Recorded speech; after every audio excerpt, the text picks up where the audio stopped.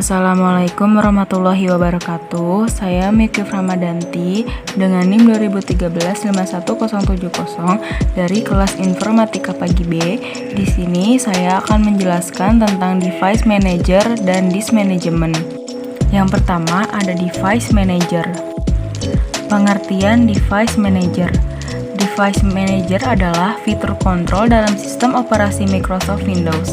Software bawaan Windows ini memungkinkan pengguna untuk melihat dan mengontrol perangkat keras yang terpasang ke komputer. Cara menampilkan Device Manager.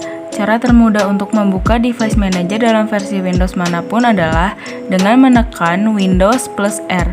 Kemudian pengguna mengetik dev-mgmt.msc. Dalam pencarian lalu menekan tombol Enter. Di Windows 10 atau 8, Anda juga dapat mengklik kanan di pojok kiri bawah layar dan memilih Device Manager. Fungsi Device Manager. Yang pertama, memantau status setiap perangkat komputer, lalu mengontrol kebijakan dalam menentukan proses mana yang akan mendapatkan perintah kepada perangkat dan untuk berapa lama digunakannya, lalu mengalokasikan dan menalokasikan perangkat pada setiap tingkat proses dan tingkat tugas dari perintah dalam komputer.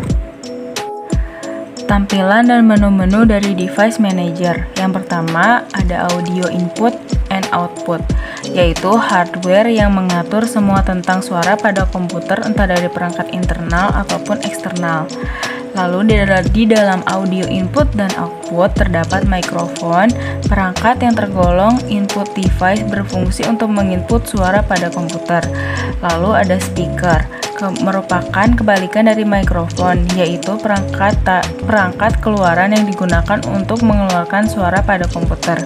Yang kedua ada baterai, adalah perangkat untuk menyimpan cadangan energi untuk power supply. Di dalam baterai terdapat Microsoft AC adapter, yaitu sebuah driver yang dapat menghubungkan charger laptop dengan adapter. Lalu ada Microsoft ASPI Complaint Control Method Battery.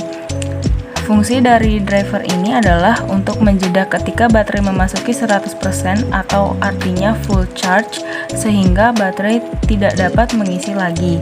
Yang ketiga ada Bluetooth, yaitu teknologi nirkabel standar terbuka untuk pertukaran data jarak pendek menggunakan pendek panjang gelombang transmisi radio pada pita ISM 2400 sampai 2480 MHz dari perangkat tetap dan bergerak, menciptakan jaringan wilayah pribadi atau PANS. Yang keempat ada kamera. Yang kelima ada komputer, yaitu alat yang dipakai untuk mengolah data menurut prosedur yang telah dirumuskan. Di dalam komputer terdapat ASPI X64 BSP PC, yaitu sebuah driver pada komputer yang digunakan untuk menentukan apakah PC itu support untuk berapa bit saja. Yang keenam ada disk drives, adalah alat tambahan yang digunakan untuk meletakkan piringan magnetik, memutar piringan dan menggerakkan head baca atau tulis pada posisi yang diinginkan ketika mengakses informasi dari dalam disk. Yang ketujuh ada display adapter, merupakan salah satu kartu slot yang terpasang pada ekspansi. Yang kedelapan ada DFD atau CD-ROM drives, berfungsi untuk membaca data diri sebuah compact disk atau CD.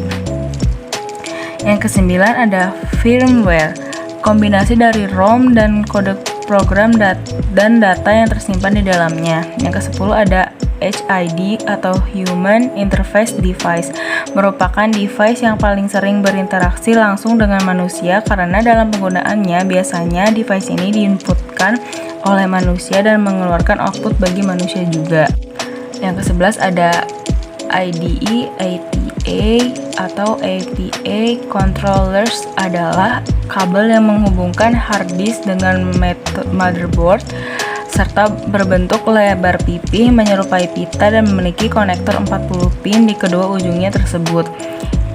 Yang ke-12 ada imaging device, merupakan aplikasi pada komputer yang berfungsi untuk menampilkan output pada berupa gambar. Yang ke-13 ada keyboard. Keyboard adalah salah satu perangkat masukan yang digunakan untuk mengetikkan sesuatu sehingga dapat terbaca pada PC. Yang ke-14 ada Mice and Other Pointing Device, merupakan perangkat masukan atau input device yang digunakan untuk mengarahkan pointer pada PC, bertujuan untuk mempermudah pekerjaan dalam mencari sesuatu dalam komputer. Yang ke-15 ada monitors. Monitors merupakan perangkat keluaran atau output device yang menampilkan apa saja yang terdapat pada laptop.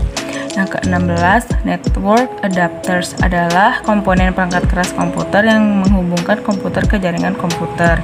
Yang ke-17 ada print queues, berfungsi untuk mengantrikan file yang akan dicetak oleh printer. Yang ke-8 ada prosesor.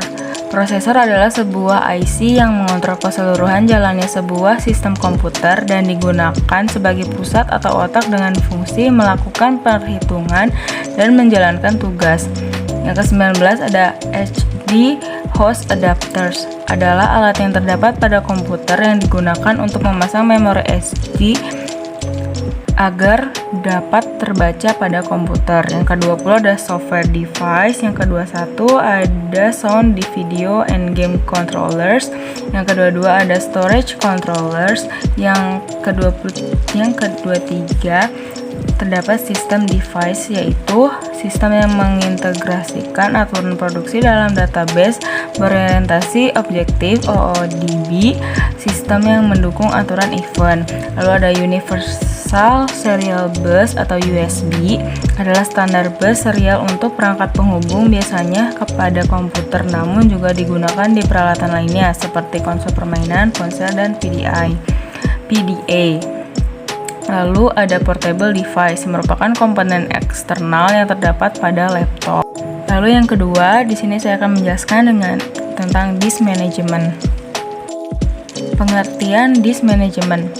Disk management adalah utilitas Microsoft Windows yang pertama kali diperkenalkan di Windows XP sebagai pengganti dari fdisk command.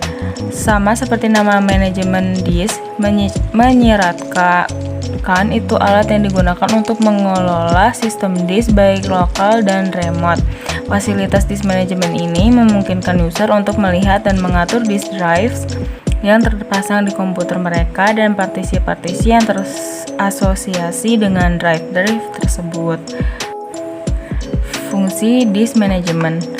Yang pertama yaitu membuat partisi drive logis dan volume. Yang kedua menghapus partisi drive logis dan volume. Yang ketiga format partisi dan volume.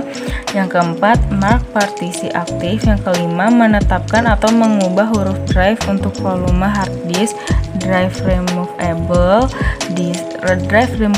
disk, dan drive CD-ROM. Yang keenam memperoleh gambaran visual cepat sifat manusia disk dan volume pada sistem. Yang ketujuh buat mount drive pada sistem dengan menggunakan sistem file NTFS. Yang kedelapan mengkonversi dasar disk ke disk dinamis. Yang kesembilan mengkonversi dinamis untuk disk dasar, meskipun ini adalah operasi destruktif.